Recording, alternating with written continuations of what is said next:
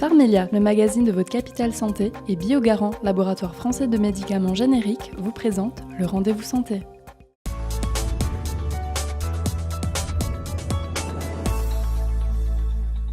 Bonjour à tous et soyez les bienvenus dans ce nouveau Rendez-vous Santé sur Alsace 20 avec Pharmelia, votre magazine santé disponible dans toutes les officines, également sur pharmelia.com.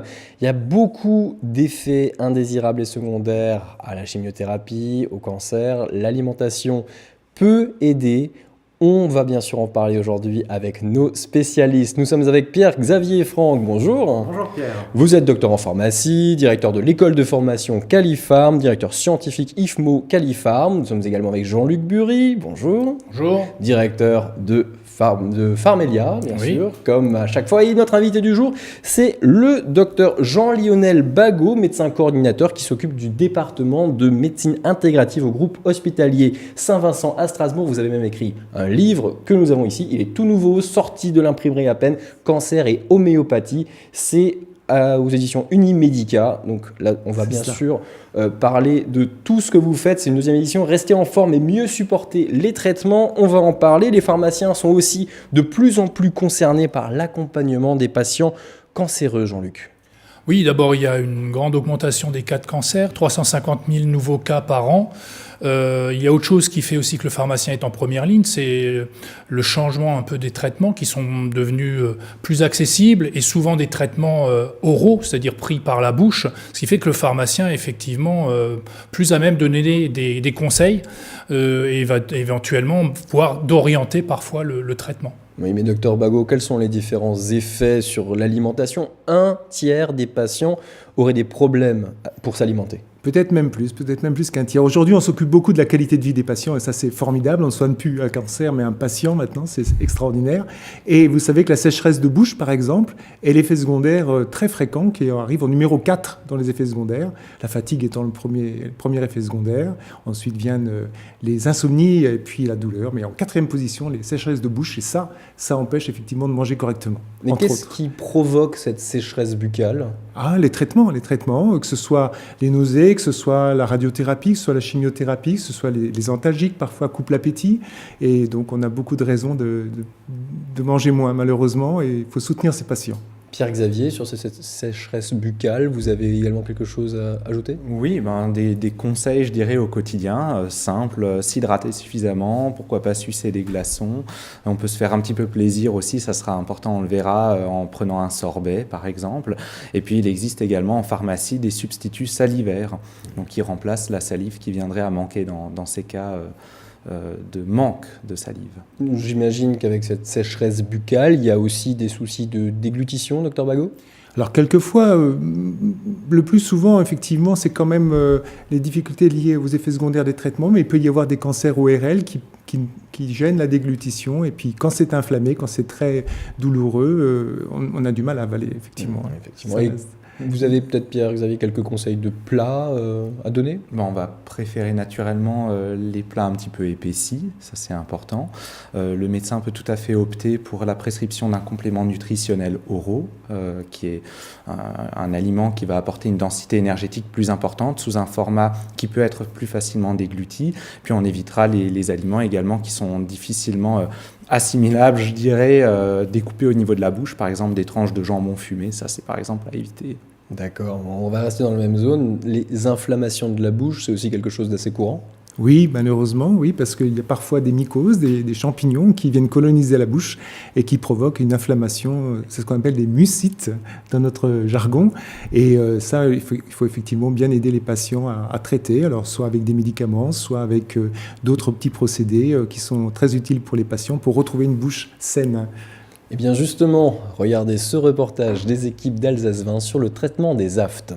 Dans le cadre de traitements anticancéreux, les patients souffrent de troubles de la sphère buccale et plus précisément d'aphtes ou de sécheresse buccale qui sont dus à la chimiothérapie ou la radiothérapie. Donc il y a des principes simples à donner à nos patients. C'est tout d'abord de faire attention à préserver cette muqueuse, donc ne pas ingérer d'aliments de type pain dur ou qui puissent altérer la muqueuse, éviter toute source d'acidité. Et un point essentiel, c'est tout d'abord de faire très attention à l'hygiène buccale, donc un brossage de dents régulier, des bains de bouche adaptés et également utiliser des solutions salines. Un point qui est important, c'est qu'aujourd'hui en pharmacie, on a notamment des médicaments à base d'acide hyaluronique qui permettent une cicatrisation des aftes.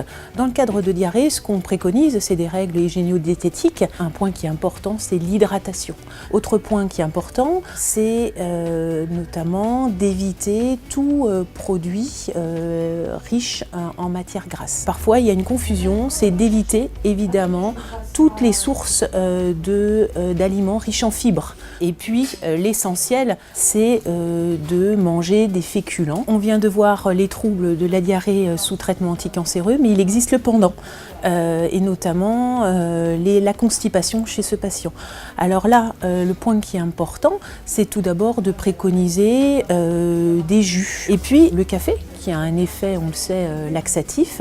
Et un point important, c'est l'activité physique. Le fait de bouger permet d'activer le péristaltisme intestinal. Donc il ne faut pas hésiter à demander conseil à son médecin ou même à un diététicien, puisqu'on, dans le cadre de la pharmacie, nous avons des diététiciens au service des patients. Un reportage des équipes d'Alsace 20, des inconvénients bien connus également dans la chimiothérapie, ce sont les nausées et des vomissements, docteur Bagot. Ah, on ne vomit presque plus maintenant. Bonne nouvelle. Heureusement, oui, grâce aux nouveaux traitements antiémétiques qui existent, c'est-à-dire anti-vomissement, il persiste malheureusement les nausées. Et c'est ces nausées-là qui font qu'effectivement, le patient a moins faim, surtout les gens qui ont des nausées aux odeurs, qui ne supportent absolument pas les odeurs. Et pour ça, il y a des petites astuces, effectivement, pour éviter ces odeurs de cuisine.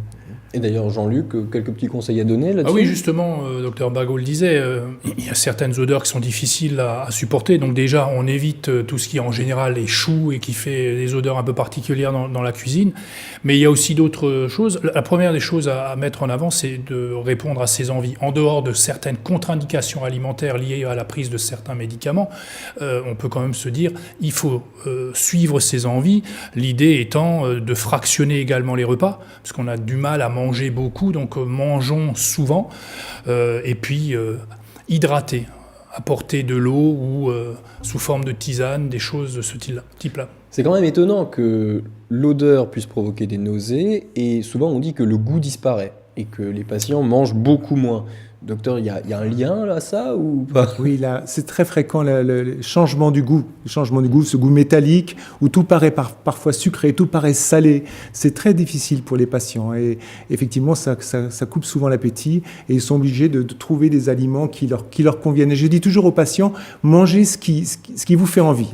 Essayez de vraiment ressentir qu'est-ce qui passe. Mangez ce qui passe. C'est le meilleur conseil.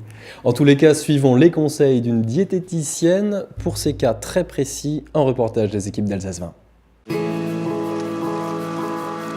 La prise en charge des patients en oncologie est très très importante. C'est une des bases, c'est un des supports de traitement dans la pathologie cancéreuse.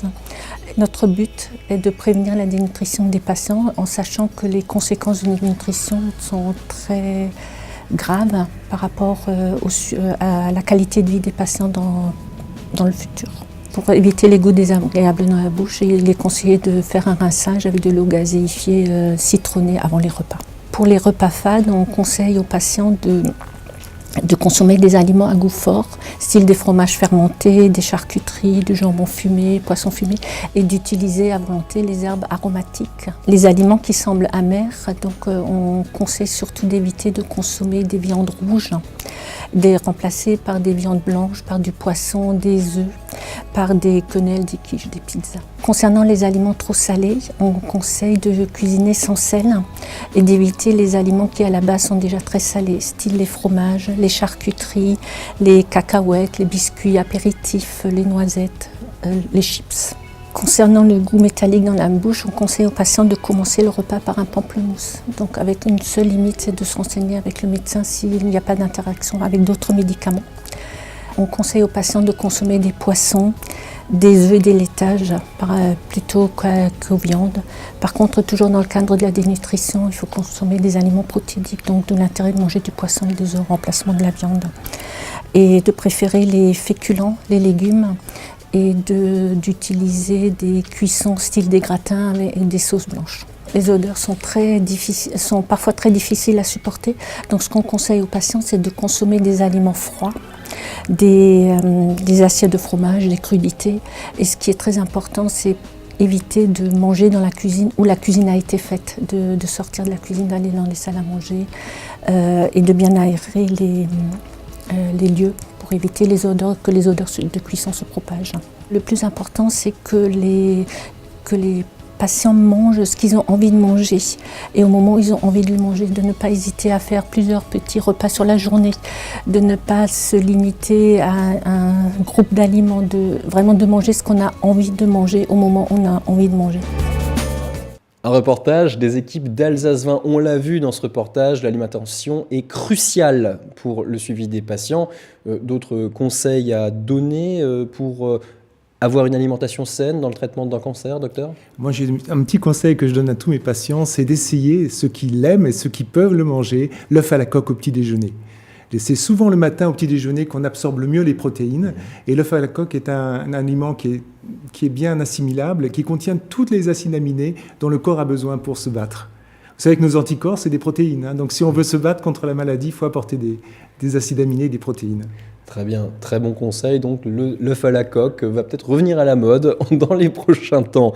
Les conseils pratiques du pharmacien, Pierre-Xavier, on y arrive à ce grand moment. Qu'est-ce qu'un pharmacien, pour résumer, pourrait donner comme conseil à ses patients ? Je dirais en premier lieu, c'est bien sûr de surveiller son poids pour lutter contre la dénutrition. C'est vrai qu'on en a parlé, on n'a pas donné la définition. C'est une perte de poids de 5% sur un mois, par exemple, ou de 10% sur 6 mois, ou un indice de masse corporelle inférieur à 21. Ensuite, comme le disait le docteur Bagot, effectivement, se faire plaisir, c'est important. Bien s'hydrater, même si on n'a pas trop soif, il faut quand même continuer à boire. Passer par 1,5 litre à 2 litres par jour, au moins. Ça dépend après également des traitements qui sont prescrits, parce que la diurèse, l'envie d'aller faire pipi, peut évoluer aussi. Et puis, penser également à la complémentation nutritionnelle orale, donc c'est ce dont je vous parlais tout à l'heure, qui peut être vraiment très intéressante chez ce type de patients-là.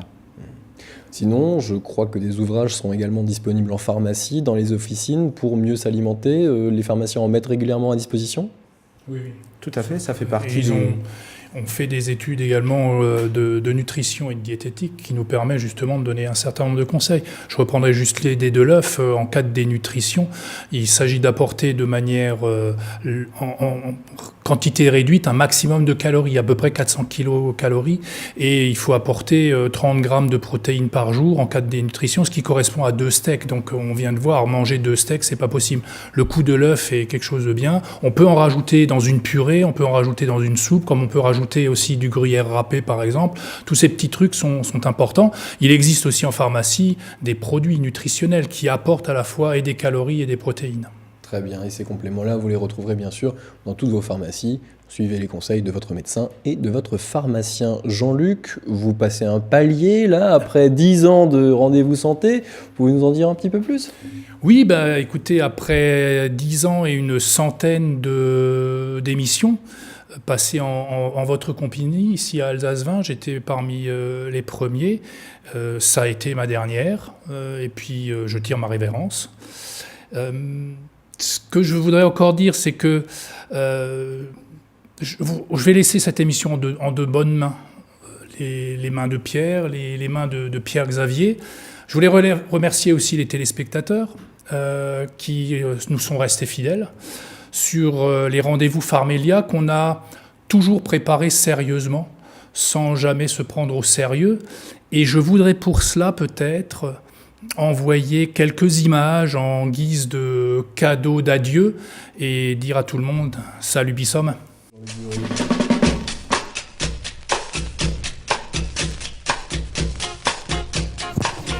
Oh, pas nous, 2 minutes encore. On va essayer de regarder cette espèce de... On dirait des 2R2 mais en plus petit. Essaie de... Je sais que c'est Non mais difficile. Non mais je veux dire, quand on a je veux dire, quelqu'un qui dégage tellement à ses côtés, on a qu'une envie, c'est de le regarder, de se plonger dans ses yeux. Je comprends.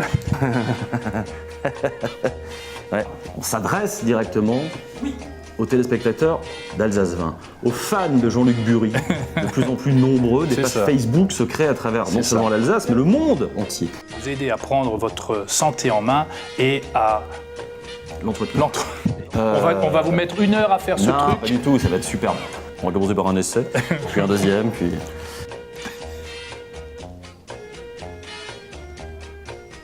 Dispensé par les meilleurs spécialistes de la région. On a cherché, on n'en a pas trouvé d'autres. Jean-Luc, c'est l'un des meilleurs. Nous sommes d'accord? On est d'accord? Oui. Sinon, il faut... Celle-là, maintenant, elle est nickel. Moi, voilà. J'étais tellement subjugué par la qualité de cette réplique, et je te jure, j'étais là, putain, il n'y a pas eu un accro, rien, c'était nickel, c'était fluide.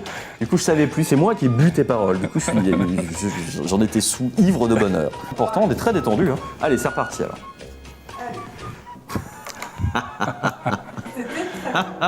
Comme au rugby, on transforme. C'est magnifique. Je sens que vous êtes prêts. On est bon là. Enfin, on est bon. Non, je ne vais pas dire qu'on était bon, mais nous, on est prêts. Voilà, c'était ce que je voulais dire.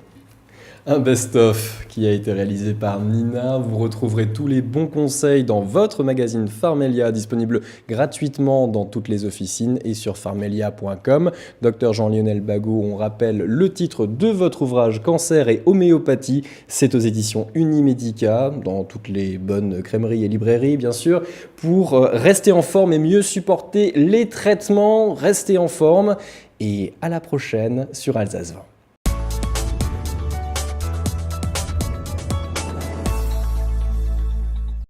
Pharmelia, le magazine de votre Capital Santé, et Biogarant, laboratoire français de médicaments génériques, vous ont présenté le Rendez-vous Santé.